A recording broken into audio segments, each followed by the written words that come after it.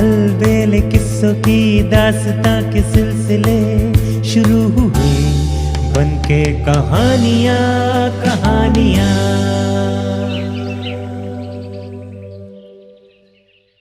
आइए सुनते हैं तेनालीराम के किस्से। तोते का रक्षक। एक बार किसी ने सम्राट कृष्णदेव राय को एक बोलता हुआ तोता भेंट किया। वो तोता बड़ी मीठी और सुंदर सुंदर बातें करता था। वो लोगों के प्रश्नों का उत्तर भी देता था। राजा को तो ये तोता बहुत पसंद आया। उन्होंने उसे पालने और रक्षा करने के लिए अपने एक विश्वासी नौकर को बुलाया और कहा, लो ये तोता संभालो। अब इसकी सारी जिम्मेदारी तुम्हारी है। इसका पूरा ध्यान रखना। तोता मुझे बहुत प्यारा है। याद रखो कि यदि तोते को कुछ हो गया तो तुम्हारे हक में ठीक न होगा। अगर तुमने या किसी और ने यह समाचार दिया कि तोता मर गया है तो तुम्हें अपने प्राणों से हाथ धोने पड़ेंगे। नौकर ने तोते को ले लिया और उसकी खूब देखभाल करने लगा। उसकी सुख सुविधा का हर प्रकार से ख्याल रखने लगा। पर एक दिन तोता मर गया। बेचारा नौकर मृत्युदंड के भय से थर थर कांपने लगा। वो जानता था कि तोते की मृत्यु का समाचार सुनते ही महाराज उसे तत्काल मृत्युदंड दे देंगे। बहुत देर सोचने के बाद वो भागा भागा तेनालीराम के पास पहुंचा और उसे अपनी सारी व्यथा कह सुनाई। तेनालीराम ने कहा, बात सचमुच बहुत गंभीर है। वो तोता तो महाराज को बहुत प्रिय था, पर तुम चिंता मत करो। कुछ उपाय मैं सोच ही लूंगा। तुम केवल चुप रहना। तोते के विषय में महाराज से कुछ कहने की आवश्यकता नहीं। मैं स्वयं संभाल लूंगा। तेनालीराम महाराज के पास पहुंचा और घबराया हुआ बोला, महाराज, वो आपका तोता। क्या हुआ तोते को? तुम इतने घबराए हुए क्यों हो? तेनालीराम, बात क्या है? महाराज ने पूछा तो तेनालीराम ने उत्तर दिया, महाराज, आपका वो तोता अब बोलता ही नहीं। बिल्कुल चुप हो गया है। न खाता है, न पीता है और न पंख हिलाता है। बस सूनी आंखों से ऊपर की ओर देखता रहता है। उसकी आंखें तक नहीं झपकती। तेनालीराम की बात सुनकर महाराज बहुत हैरान हुए। वो स्वयं तेनालीराम के साथ चलकर तोते के पिंजरे के पास पहुंचे। उन्होंने देखा कि तोते के प्राण निकल चुके हैं। झुंझलाते हुए वो तेनालीराम की ओर मुड़े और बोले, सीधी तरह से क्यों नहीं कह दिया कि तोता मर गया है? तुमने सारी महाभारत सुना दी, लेकिन असली बात नहीं कही। महाराज, आप ही ने तो कहा था कि अगर तोते के मरने का समाचार आपको दिया गया तो तोते के रक्षक को मृत्युदंड दिया जाएगा। अगर मैंने आपको उसकी मृत्यु का समाचार दिया होता तो बेचारा नौकर अब तक मौत के घाट उतार दिया गया होता। तेनालीराम ने कहा। उसकी बात सुनकर सम्राट कृष्णदेव राय मुस्कुरा पड़े। वे तेनालीराम से बहुत प्रसन्न हुए। उसने उन्हें एक निर्दोष व्यक्ति को प्राण दंड देने से बचा लिया। जाड़ों के दिन थे। राजमहल में राजा कृष्णदेव राय के साथ तेनालीराम और राजपुरोहित बैठे थे। सुबह की गुनगुनाती हुई धूप सेकते हुए तीनों आपस में बातें कर रहे थे। तभी एकाएक राजा ने कहा, जाड़े का मौसम सबसे अच्छा होता है। खूब खाओ और सेहत बनाओ। खाने की बात सुनकर पुरोहित के मुंह में पानी आ गया। बोला, महाराज, जाड़ों में तो मेवा और मिठाई खाने का अपना ही मजा है, अपना ही आनंद है। अच्छा बताओ, जाड़े की सबसे अच्छी मिठाई कौन सी है? राजा कृष्णदेव राय ने पूछा। पुरोहित ने हलवा, मालपुए, पिस्ते की बर्फी आदि कई मिठाइयां गिना दी। राजा ने ये सभी मिठाइयां तुरंत मंगवाई और पुरोहित से कहा, जरा खाकर बताइए इनमें सबसे अच्छी कौन सी है। पुरोहित को सभी मिठाइयां पसंद थी। किसको सबसे अच्छी बताता? राजा ने तेनालीराम से पूछा तो तेनालीराम ने कहा, महाराज, नाम पूछकर क्या करोगे? आज रात यदि आप मेरे साथ चलो तो मैं आपको वो बढ़िया मिठाई खिलवा भी दूंगा। राजा कृष्णदेव राय मान गए। रात को साधारण वेश में राजा और पुरोहित तेनालीराम के साथ चल पड़े। चलते चलते तीनों काफी दूर निकल गए।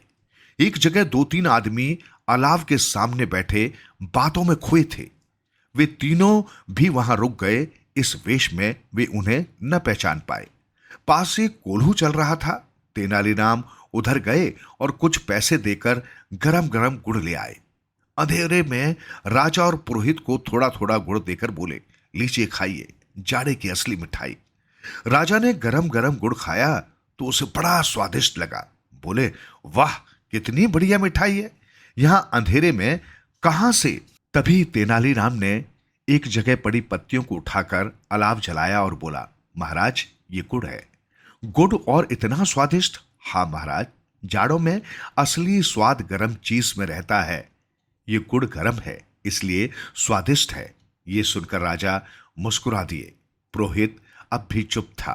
किसी को न बताना। गुड़ सुंदर नाम का दरबारी तेनालीराम से बहुत नाराज था। हंसी हंसी में तेनालीराम ने कुछ ऐसी बात कह दी थी जो उसे बुरी लग गई थी।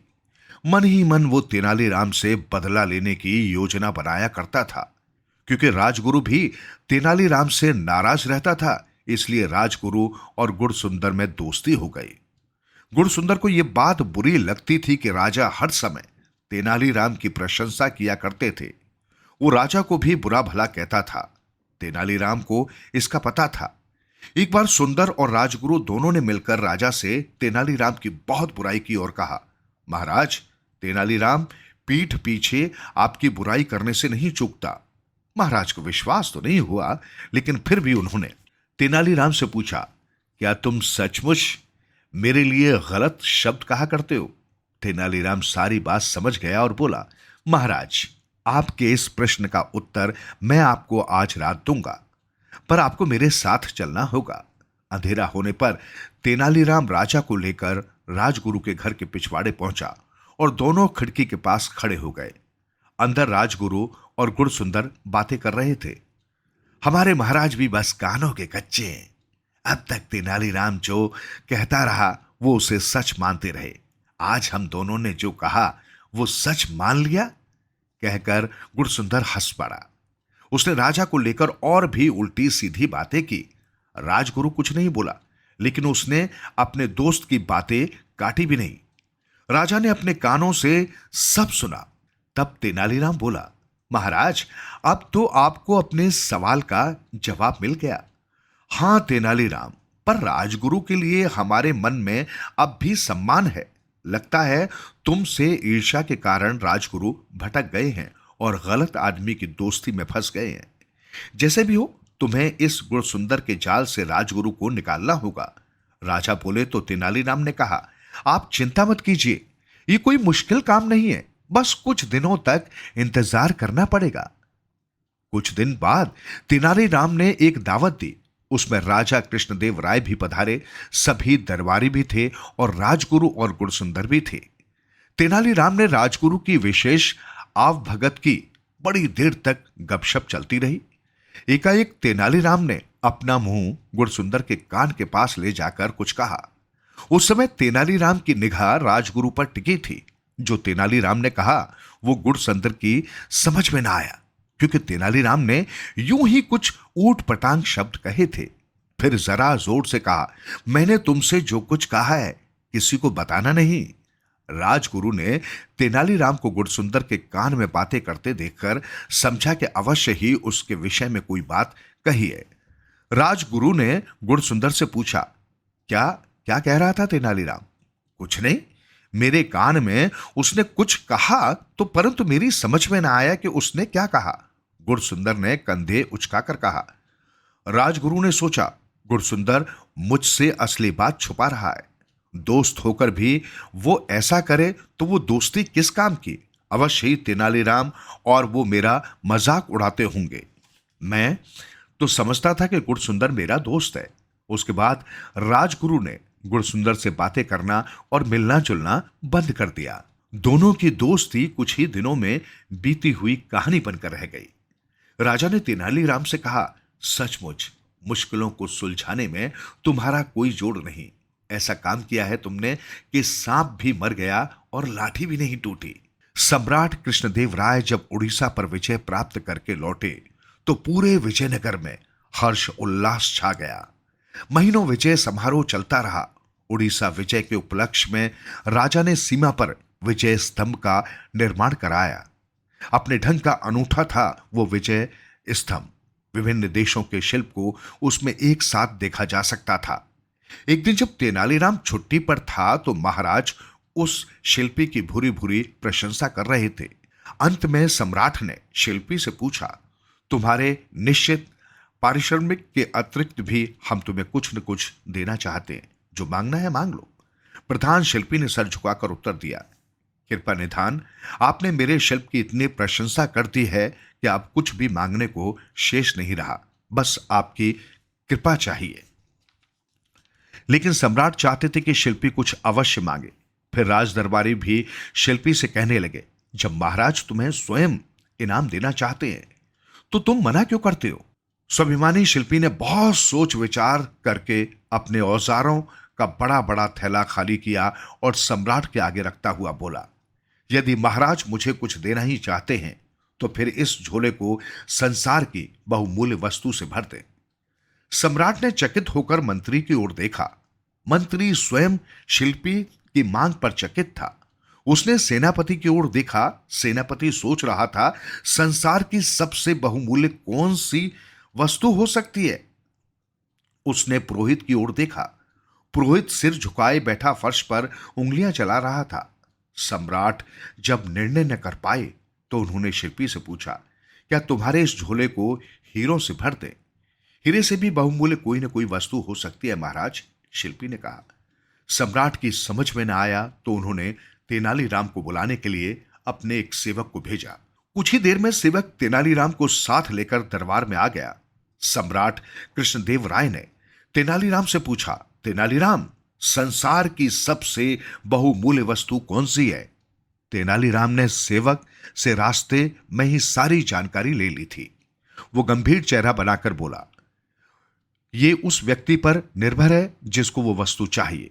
फिर चारों ओर देखकर पूछा, संसार की सबसे बहुमूल्य वस्तु किस व्यक्ति को चाहिए? मुझे, शिल्पी ने कहा। फिर झोला दिखाकर बोला, ये झोला भर कर दीजिए।